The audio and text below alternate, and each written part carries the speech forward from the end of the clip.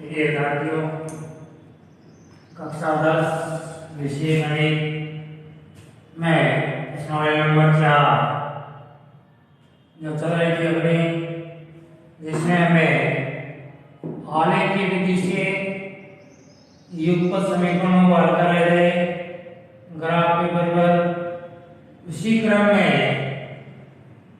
Question हल करने के साथ बोर्ड में कुछ और भी क्वेश्चन पूछे जाते हैं, जैसे एक्स अक्ष पर बने वाले त्रिभुज को छायांकित कीजिए या वाई अक्ष पर बने वाले त्रिभुज के निर्देशांक ज्ञात कीजिए, अथवा x प्लस वाई बराबर के हो तो के का मान ज्ञात कीजिए। इस प्रकार के प्रश्न इसमें और पूछे जाते हैं। आज हम एक क्वेश्चन फिर ग्राफ पेपर हल कर रहे हैं, जिसमें लिखा है कि इसे y अक्ष पर बने वाले त्रिभुज पटल को छायांकित कीजिए और उसके निर्देशांक लिखिए। तो एक नंबर समीकरण के हम सारणी ज्ञात करते हैं। पहले x बराबर 20 प्लस 5y बट्टा 4, ये अपना समीकरण बन गया। अब इसमें मान रखते हैं। सबसे पहले y का मान 0 रहेगा, तो जो कर बता रहा तो मैं इसी प्रकार इस क्रम से मान रखने x बराबर 20 प्लस 5 इंटू 0 बट्टा 4, 20 प्लस 0 बट्टा 4 बराबर 5 प्राप्त हो गए। तो x का मान 5 प्राप्त हो गया। इसी क्रम से दूसरा मान रखते हैं, यानी एक रखते हैं तो 25 होगा, 2 रखते हैं तो 30 होगा, माइनस का रख देते हैं दूसरे, माइनस का 1 रखते हैं तो 15 होगा, माइनस का 2 रखते हैं तो 10 होगा। तो इस प्रकार कुछ और मान हमें रखने हैं, इसके लिए क्रम से चलते रहो। प्लस का 1 रखा, 25 हो गया, 25 में भाग जाता नहीं, 2 रखा, 30 हो जाएंगे, 30 में भाग जाता नहीं, फिर 3 रखा तो 35 हो जाए, 35 में भाग जाता नहीं, फिर 4 रखा तो 4 रखने पर भाग चला जाएगा, 4 रखेंगे तो 5 20 20 40, 40 में 4 का भाग 10 आ जाएगा। फिर माइनस का 4 रख देते हैं, माइनस का 4 रखेंगे तो 5 20, 20 में से 30 का 0, 0 में 4 का भाग 0 आ जाएगा। इस प्रकार एक नंबर समीकरण की टेबल बन गई। उसके बाद 2 नंबर समीकरण की टेबल तैयार करते हैं। समीकरण नंबर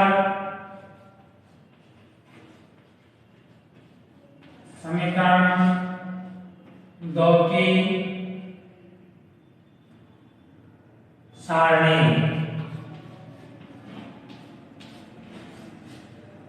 समीकरण 2 की सारणी, समीकरण नंबर 2 अपने पास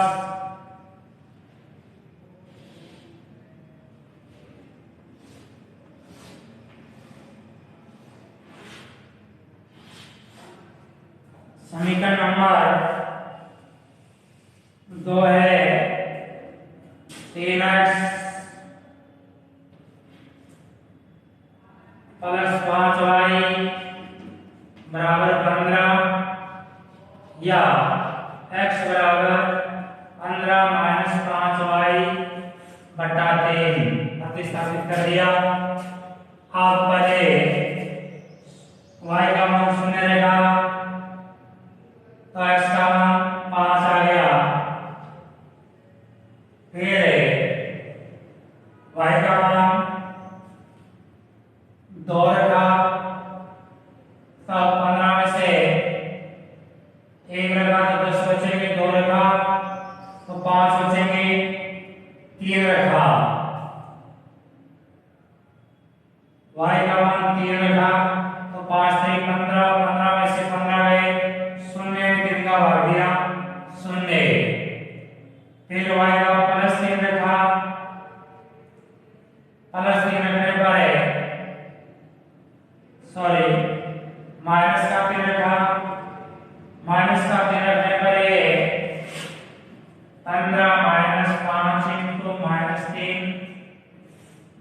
3 15 प्लस 15 बटा 3 बराबर 10। 30 30 में 3 का भाग 10 बार, तो ये 10 आ गया। इस प्रकार दोनों समीकरणों की टेबल बन चुकी है। टेबल बनाने के बाद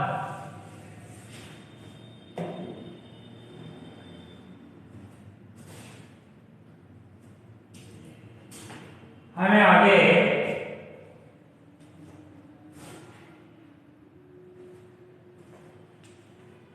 इसका ग्राफ पेपर पर हल करेंगे।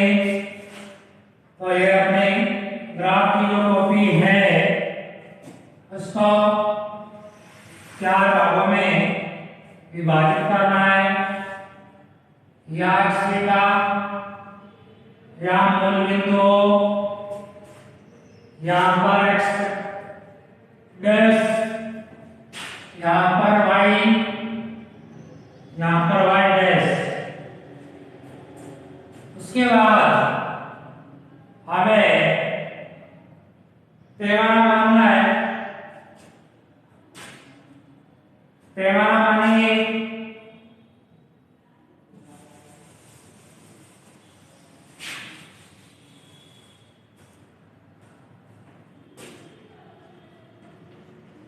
पैमाना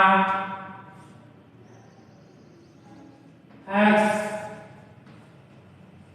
अक्ष पर 1 सेमी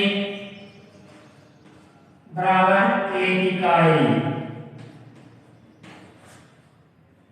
और ये पैमाना y अक्ष पर भी 1 सेमी बराबर 1 इकाई। आप अपना ग्राफ की कॉपी और उसमें जो 1-1 सेंटीमीटर की दूरी पर मोटी लाइन बनी हुई है, उसके बीच में 10 महीन लाइन बनी हुई है। ये तुम्हें ग्राफ की कॉपी पर अपना भी ग्राफ खींचा हुआ मिलता है। तो हमें अपना पैमाना 1 सेमी बराबर 1 इकाई है। इसका अर्थ है कि 1 सेमी बराबर 1 हमें लिखना है।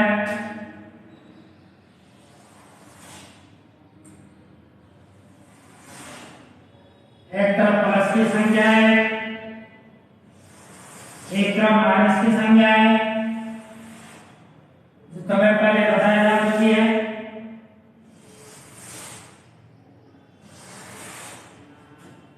इसलिए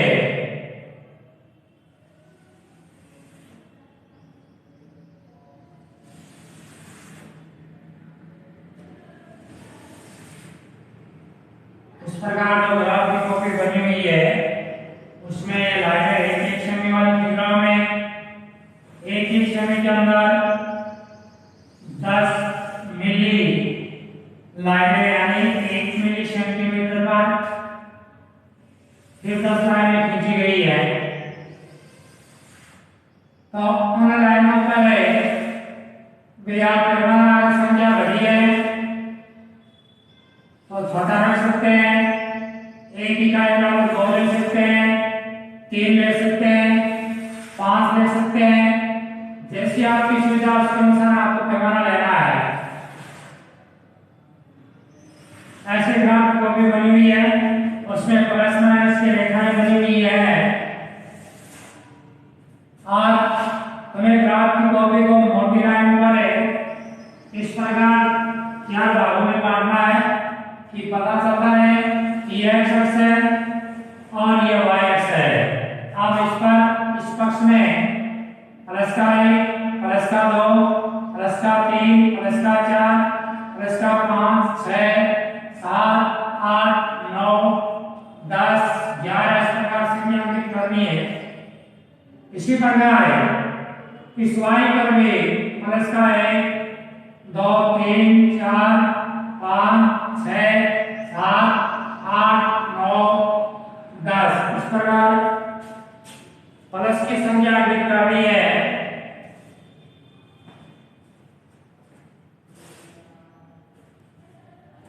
7 में इंच। उसके बाद इस तरफ है माइनस का 1, माइनस का 2, माइनस का 3, माइनस का 4, माइनस का 5, माइनस का 6, माइनस का 7, इस प्रकार संख्या करनी है। इस पर y का -1, -2, -3, -4, -5, -6, -7 इस प्रकार संख्याएं अंकित करनी है। ये संख्या अंकित करने के बाद जब संख्या अंकित हो जाए उसके बाद आपने सारणी नंबर जो 1 है वो टेबल के बिंदु अंकित करते हैं। इसमें सारणी नंबर 1 नंबर समीकरण की जो बनी हुई है उसकी टेबल के बिंदु अंकित करते समय एक बात ध्यान में रखना है कि x अक्ष पर y का मान 0 होता है, y अक्ष पर x का मान 0 होता है। उसके अनुसार ध्यान रखना है। सबसे पहले हमारे पास x का 5 है और y का 0 है, तो ये x अक्ष पर जहां पर x का 5 है वही बिंदु स्थित है यहाँ, क्योंकि x अक्ष पर y का मान 0 होता है। फिर दूसरा बिंदु x का 10, y का +4 है, x के 10 की ये लाइन आती है और y के 4 की ये लाइन, इसमें यहाँ बिंदु बना दिया, पार्टीशन करती है। उसके बाद अगला बिंदु अपने पास x का 0 है, y का -4 है, तो y का -4 और x का 0 इसी बिंदु पर यहाँ स्थित होगा। ये तीनों बिंदु अंकित करने के बाद हमें देखना है कि तीनों बिंदु एक संरेखा में हैं या नहीं। यदि तीनों बिंदु एक संरेखा में स्थित है तब अपना सारणी वाला मान सही है। अगर तीनों बिंदु एक संरेखा में नहीं आ रहे हैं तो आपकी सारणी वाला मान गलत है। तब आप इसको एक सीधी रेखा खींच करके जब तीनों बिंदु एक सीध हो स्केल की सहायता से इसका एक सीधा रेखाखंड पूरे ग्राफ में लंबा खींच सकते हैं। इस प्रकार ये खींचने के बाद इस रेखा पर एक ही लाइन खींचने के तुरंत बाद इसका समीकरण लिखेंगे 4x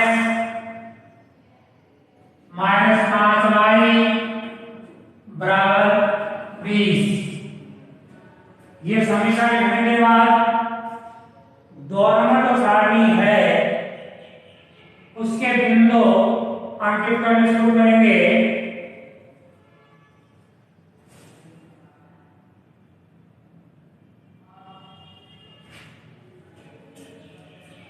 अब 2 नंबर सारणी है 2 नंबर समीकरण की, तो इसमें पहला जो बिंदु है वो हमें दिख रहा है दोनों में x का 5 y का 0। ये हमें पास पहले से अंकित है x का 5 y का 0, तो हमें पहले से अंकित है। दूसरा बिंदु y का 3 प्लस का x का 0 है, तो y अक्ष पर x का मान 0 होता है। तो ये तीसरा ये बिंदु दूसरे समीकरण का दोनों बिंदु यहाँ स्थित है। उसके बाद अगला बिंदु x का 10 है और y का -3 है। x का 10 और y का -3, x का 10 की रेखा ये है और y का -3 यहाँ पर भी छेद होता है। अब हमें दिख रहा है कि इस समीकरण के भी तीनों बिंदु एक सीधी रेखा का निर्माण करते हैं। तो हमें स्केल की सहायता से एक सीधी सररेखा पूरे ग्राफ में से जाते हुए खींचनी है।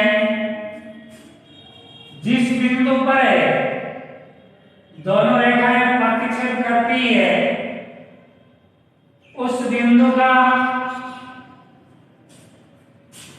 इस बिंदु पर दोनों प्रतिच्छेद करती है, तो यहाँ x का मान तो 5 है, y का मान 0 है, क्योंकि x का 5 लिखा हुआ है और x अक्ष पर स्थित है बिंदु, x अक्ष पर y का मान 0 होता है, इसलिए इस समीकरण का हल हुआ।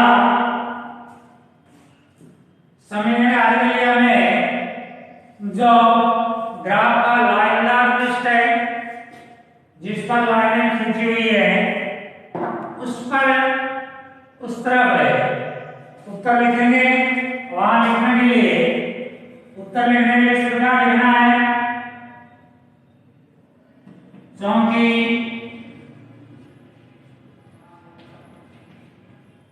रेखाएं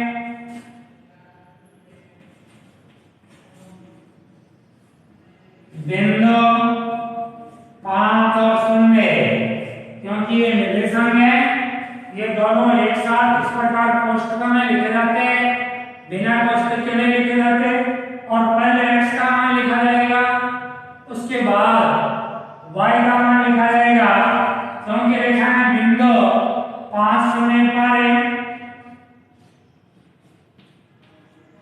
प्रतिच्छेद करती है।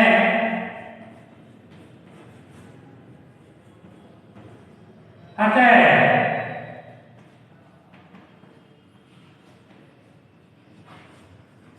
समीकरण का हल x बराबर 5 y बराबर 5 है, सॉरी y बराबर 0, x बराबर 5 y बराबर 0 है। तो इस प्रकार जब समीकरण पूरा ग्राफ पेपर में हल हो जाए उसके बाद ये दो नंबर रेखा का समीकरण है, तो इसका दो नंबर समीकरण लेना है 3x प्लस 5y बराबर 15। जिस रेखा का समीकरण है उसी रेखा पर उस रेखा का समीकरण साथ में लिखना है, ताकि पता है ये रेखा इस समीकरण की है और ये रेखा इस समीकरण की है, दोनों का पता चल जाता है। तो इस प्रकार ये उत्तर लिखने हैं, रेखाओं पर समीकरण लिखने हैं, पैमाना लिखना है और ये समीकरण की सारणी बनानी है। सारणी बनाने से पहले यह लिखना है कि समीकरण नंबर 1 की सारणी, समीकरण नंबर 2 की सारणी, उसके बाद बिंदुओं के करने और फिर रेखा खींच करके उसका अंतिम रूप से समीकरण जो लिखा है उसका हल ज्ञात करना है।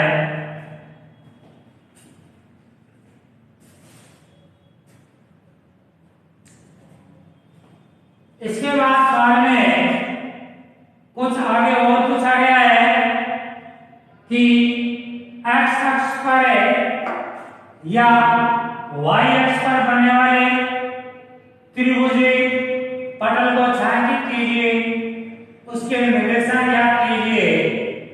तो इस सवाल में लिखा है कि y अक्ष पर बनने वाले त्रिभुजाकार पटल को छायांकित कीजिए, उसके निर्देशांक ज्ञात कीजिए। अब आपको यह ध्यान रखना चाहिए कि x अक्ष कौन सा होता है और y अक्ष कौन सा होता है, उस पर त्रिभुज का निर्माण किस प्रकार हो रहा है। इसका क्षैतिज जो रेखा उसका नाम x अक्ष है, उस पर अगर कोई त्रिभुज बनता है, अगर त्रिभुज का निर्माण हो रहा है तो x अक्ष पर होगा। ये ऊर्ध्वाधर जो रेखा है इसका नाम y अक्ष है, तो इस पर बनने वाला त्रिभुज y अक्ष पर बना त्रिभुज कहलाएगा। तो इन दोनों रेखाओं से हमें ये दो त्रिभुज बन रहा है, क्योंकि ये तो x अक्ष की रेखा आ गई थी, तो ये त्रिभुज बन रहा है, ये जो त्रिभुज बन रहा है ये y अक्ष पर है, इन बन रहा है त्रिभुज की एक भुजा, दूसरी भुजा और तीसरी भुजा, तीन भुजाओं से घिरी हुई बना करके त्रिभुज कहलाती है। तो ये त्रिभुज बना हुआ है। इस त्रिभुज पटल जो है इसको हमें छायांकित करना है। तो पहले सबसे इसको इस प्रकार छायांकित करना आपको ये पूछता है कि त्रिभुजाकार पटल को छायांकित कीजिए, तब आपको इस त्रिभुज को छायांकित करना है, क्योंकि ये y अक्ष पर बनने वाला त्रिभुज है, इसलिए y अक्ष का नाम है। तो उस पर बनने वाले त्रिभुज को छायांकित करना है। ये छायांकित हो गया, इस प्रकार ये छायांकित हो गया, पता लग जाएगा ये त्रिभुज बना हुआ है। अब छायांकित करने के बाद आगे पूछता है क्वेश्चन में कि इस त्रिभुज के निर्देशांक लिखिए। तब हम इस त्रिभुज का नाम रखेंगे बिंदु ए, बिंदु बी और बिंदु सी। और हमें ये नाम रखने के बाद इस त्रिभुज के निर्देशांक लिखेंगे। तो ऐसे लिखेंगे त्रिभुज एबीसी के निर्देशांक बिंदु ए के निर्देशांक। अब बिंदु ए यहां स्थित है और यहां x और y का मान रखना है, ये इसके निर्देशांक लगाएंगे। तो y अक्ष पर x का मान 0 होता है और y का मान 3 है। ये बिंदु ए के निर्देशांक हो गए।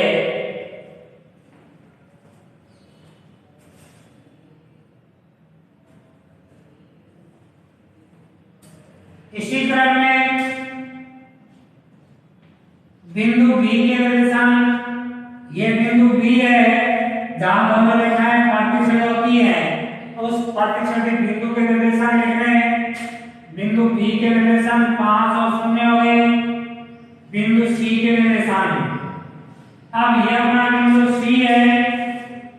इस बिंदु सी पर इसके निर्देशांक y अक्ष पर x का मान 0 है और y का मान -4 है। तो ये जो अपना छायांकित पटल वाला y अक्ष पर जो त्रिभुज बना है उसके बिंदु के निर्देशांक है। इस प्रकार क्वेश्चन हल करना है और इस प्रकार त्रिभुज के निर्देशांक लिख रहे हैं, उसका नामकरण करके। इसके साथ साथ इस क्वेश्चन में कुछ साथ में और पूछा जाता है, जैसे x प्लस और स्क्वायर बराबर के, तो के का मान ज्ञात कीजिए, या 2x प्लस 3y बराबर p हो तो p का मान ज्ञात कीजिए। इस प्रकार के जो क्वेश्चन है उसको हल करते समय हमें जो अपना उत्तर प्राप्त हुआ है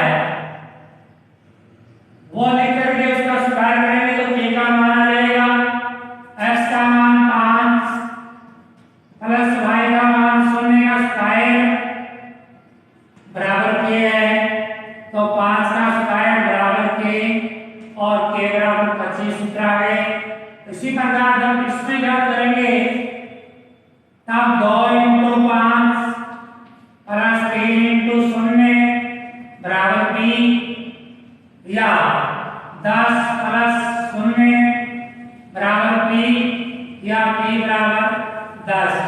तो साथ में इस प्रकार का क्वेश्चन भी पूछा जाता है कि इस प्रकार कोई भी प्रकार की संख्या देकर के x y में उसका बराबर में संख्या करके मान पूछता है। तो जो अपने उत्तर प्राप्त हुए वो x y का मान करके और उससे जो भी क्वेश्चन पूछा जाता है उसका उत्तर इस प्रकार दे देते हैं। ये अपनी ग्राफ वाली प्रश्नावली है जिसका 6 नंबर का क्वेश्चन परीक्षा में आवश्यक रूप से आएगा। इसलिए आप विद्यार्थी ग्राफ कॉपी में इस प्रकार टेबल बना करके समीकरण को हल करें।